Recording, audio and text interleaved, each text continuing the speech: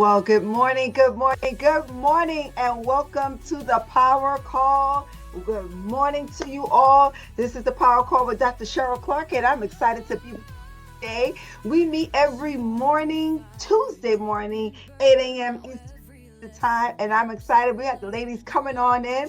This call is specifically for our my brown and black women as we gather every Tuesday morning Eastern, 8 a.m. Eastern Standard Time. And I tell everybody, go and share the link because we're about to share something powerful today. There's always something that we're going to share powerful. And I believe that this is an opportunity for you to find your voice, move your voice, and live through what you are beginning to do, what you are born to do. I believe that you have a voice. And sometimes we're not able to figure out what that voice looks like. Sometimes we're not able to figure out what am I supposed to say? How am I supposed to be? So this time around, I'm going to show you, and this is your first time here, welcome in, welcome in. I'm the author of Girl You Cute. I'm Dr. Cheryl Clarke and the founder of Speak Your Power Now. And before I dive right on into it, I just want to remind you of what Speak Your Power means. Speak, not louder, not more, but with intention, with clarity, and with regulation. Your power, what does that mean? Not what they think power should look like, not performing, not performing at all, but you being authentically rooted in the strategies of power. And now, not when I stop overthinking, not when I'm ready, not when I'm finished processing, but now. This is the perfect time for you to begin to speak your power now. So here we are to understand what that looks like. Before we dive into it, I'm going to start us with the Speak Your Power Now declaration. If you have the book, you can follow along with me. You can say it right behind me, and we're going to go forward. Today I reclaim my power of purpose. Today I declare that I have unshakable faith and confidence in my uniqueness. Today I declare that I live in fear, but with power, love, and a sound mind. Today I declare that I always communicate with words to empower myself and others. Today I declare to always honor myself by living in the present and living powerfully in each moment. Amen and ashe. All right, so we go forward like that every single Tuesday. And today we have a topic, a powerful topic we always have. So the topic today may resonate with a lot of you. The topic today may be something that you don't even know you possibly is moving with. So it's overthinking. How many of us can admit that we overthink? How many of us can say that we overthink? Because sometimes you speaking with your power, you may not know how to clear things in a simple way. I know for me, I'm such an overthinker, right? At sometimes you hear that I'm such a women with work. I'm such an overthinker. I'm too sensitive. Things of that that nature. But what I'm telling you, you're not doing too much. What's happening is that you're processing. You're processing the things that may have been left in a space where you haven't closed the loop. So we call it overthinking. But today I want to teach you something. I want to teach you something that's called the Zernak effect. And I'm going to put it in the chat, Zeigarnik effect. And this effect is very important because I want to ladies, let's put this in the chat so you know how and what I'm talking about here. All right. So the Zernak effect, this is what it was. Let me just tell you, she was a psychologist, and her name was Bluma Zernak. She was a Russian psychologist in the early 1900s. And what she discovered is that when people explain exactly what's happening, when they can't stop thinking about something, right? She called it the Zernak effect. So this is what happens. Your brain remembers unfinished tasks. So you could be sleeping, you could be in the shower, And your brain just keep going, okay, did I finish that? Did I do that? That is the effect that she's talking about. Your brain keeps circling back to those unfinished things that you haven't done. So how does it show up in real life? The short answer is that when you go forth and when you say, not even consciously thinking about the problem, even at work or certain things that are happening for you, it shows up suddenly. And sometimes you before you sleep, will wake you up out of your sleep. And by the time you know it, you're still thinking about some of the things that you hadn't finished or some of the things that needs to be finished. This is how it shows up in real life. I mean, can anybody attest to that? I mean, I know overthinking for me has been an issue.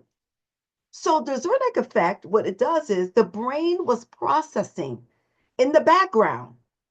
So when you relaxed, when you got out of your own way, the solution was trying to come through. So they talked about Hemingway. So Ernest Hemingway understood this strategy. What he used to do at his advantage, and I'm going to show you what you can do, is that instead of finishing his thought at the end of the writing, what he would do is that he would stop mid-sentence and leave the sentence incomplete. Why do you think he did that? Because he knew his brain would keep working on it while he slept. I thought that was very interesting. So sometimes the next day when you sit down and when you're writing and you say, I got to get up, sometimes we don't get up. We just keep going. So sometimes you got to pull back. But because a lot of executives and a lot of us say we have to complete it, we have to be able to finish it, boom, boom, boom, boom, boom, because that's how we get to the end. So sometimes when we step back from the situation, because I'm a very solution focused person, because if we don't finish it, we don't feel like we're productive. And then sometimes when you do finish it, you're still rethinking it and overthinking it. I should have did it this way. I should have did it this way. And then what starts to creep in? Shame, anger, fear, upset, stress. All of that starts to get. Am I talking to myself, or I just want to make sure that somebody else is here saying, "I understand that, Cheryl. I may understand that a little better." You're not overthinking. You're unprocessed. And what that means is that what you are thinking, now you're going to get what it looks like. You're going to go from emotional state to science. You're going to go to looking and see how you may be overthinking, but your brain was just trying to finish something unfinished. So in the moment, I want you to begin to look at when you are not finished something and what do I do? My brain keeps going, saying, Cheryl, you're not finished that. You got to solve it. But it can't be solved through you overthinking. It's the process to in your body that it needs to go through. And you keep replaying a conversation, and maybe you may be rewriting the argument in your head. You may be rewriting, we rewrite and we rehearse, we would do all these things. See, you imagining 17 different versions of what could happen and what probably could happen tomorrow. And you're not even with the present. Because your body never got closure. And something it activates in your nervous system. So maybe someone dismissed you. Maybe you felt attacked. Maybe there's something that you regret. Maybe it's microaggression. So you set boundaries, but you worry about the boundaries. So now you didn't really regulate. You didn't regulate. You didn't name the emotion. You didn't finish the stress response. You got to go through that stress response and then pause and stop. Because we want to get to an end result. So our brains can begin to try to finish, to begin to process those thoughts through the mental rehearsal, get through the overthinking, and then behind the overthinking, you get completion with your body so you can begin to finish it. That's not weakness, that's just biology. But sometimes we don't know it. And see, in my own journey, let me just share this with you. on my own personal self. I took some personality tests before, and I was showed up as a producer. So the producer is they produce and they have to see results.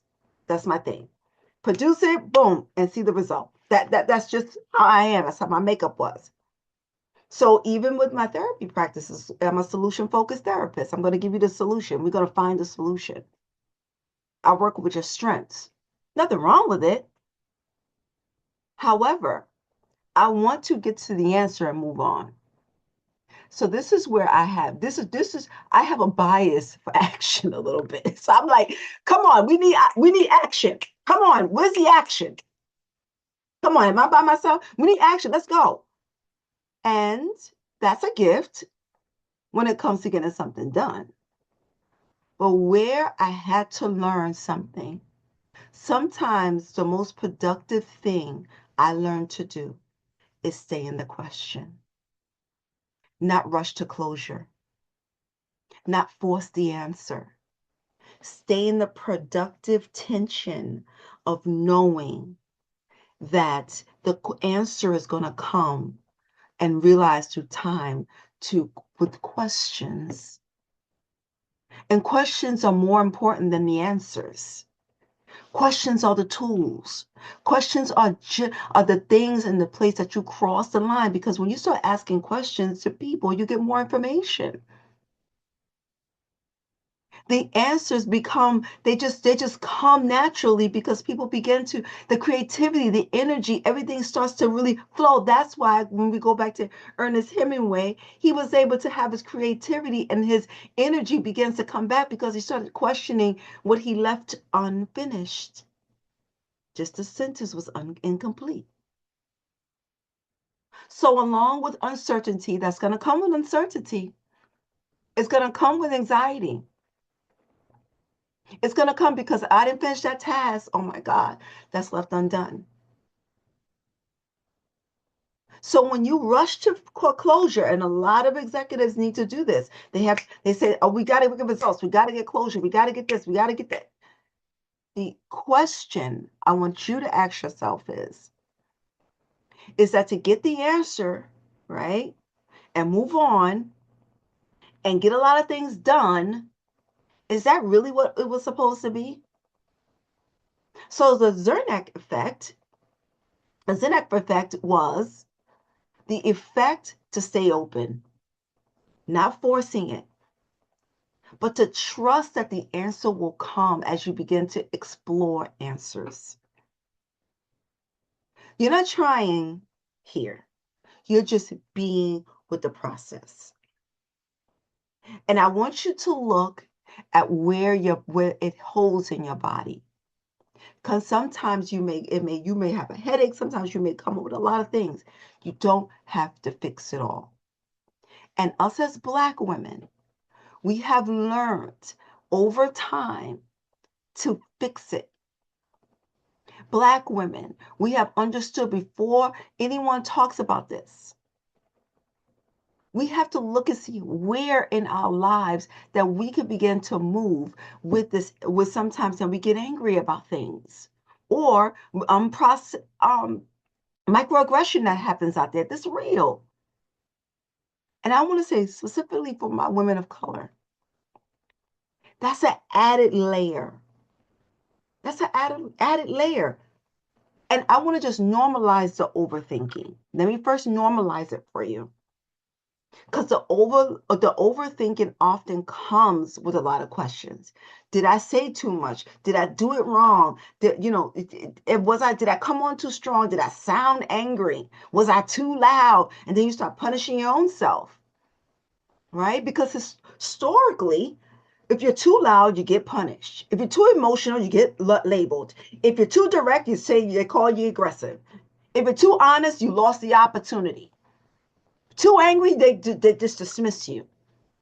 So we replay it back in our heads. And then we reanalyze it.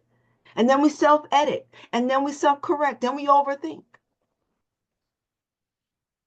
So we get hyper vigilant, hyper awareness, because we were born to survive. So you're not broken because you overthink. You just probably have been in a survival mode. But you deserve to learn how to speak, how to process, and how to move it through your body and not letting it get stuck. Not letting it get stuck in the loops. Not letting it get stuck in that space. Not getting stuck in labels. So here's what I want you to do. We're going to go from reflection, and there's a lot of things that we have to do. Reflecting on what, ask yourself, what can I learn from this? What moves me forward? Then I want you to look and see, what have you probably been ruminating on? What's wrong with me? I want you to move that backwards, and I want you to actually look at yourself. What did you obsess on? I mean, I used to obsess on. What I used to say was, I'm so stupid. I'm not the right person for this. So now what I want you to do is I want you to just reflect on it. But if you've been ruminating on things that does no longer serve you, this is where the voice framework comes. I want you to V for validate yourself. And I want you to take your mirror. I always got it my handy dandy mirror near me. And I want you to validate her in the mirror. Look at her. Smile at her. Yes, Cheryl, you know you're cute. Validate her. And say to yourself, don't minimize this person in the mirror either. Don't minimize her. I want you to look at her and say, that activated me, but that's okay. You validate that. Do you know that really, really hurt me? And I don't want you to minimize it, but talk to her. Observe the story that you're telling her back, that you're ruminating about what just happened. Are you overthinking that you're not the person for the job? What are you saying about yourself? Then I want you to go to observe. This is what you're going to observe. That's what you're observing, what you're ruminating, what you're reflecting on. Are you reflecting on the shame? And I want you to go to I. Identify. What is the emotion that I'm feeling? Am I embarrassed, rejected, scared, powerless, angry, dismissed? What does that look like now? Then I want you to do the best thing you could do for yourself, is the C, is choose. Choose you. Begin to breathe. In for 4, 2, 3, 4, and exhale it out. 3, 4. In for 4, 2, hold, and out. What happens is your chest starts to open, and then you start to understand that you can then go to E, express, regulate, move, and close the loop. So I hope that you could do this mirror practice with yourself when you start to overthink. I hope the Zeigarnik Effect supported you and helped you out today. All right, for those who are inside of the Zoom chat, thank you so much for joining me. If you have any questions or comments at this time, you can open up your mic.